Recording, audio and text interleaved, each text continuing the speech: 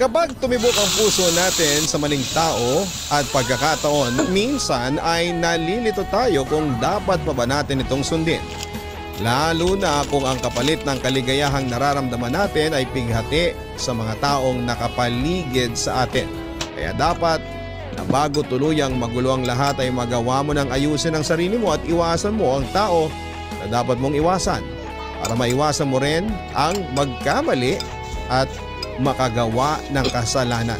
Hindi sa lahat ng oras ay dapat nating sinusunod ang sinisigaw ng puso natin, lalo na kung alam ng isip natin na mali po ito.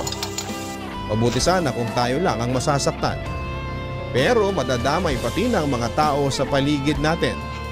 Kaya bago tayo pumasok sa magulo at makasalanang sitwasyon, timbangin po natin ang nararamdaman ng ating sarili pati na ang lahat ng mga taong nakapaligid sa atin.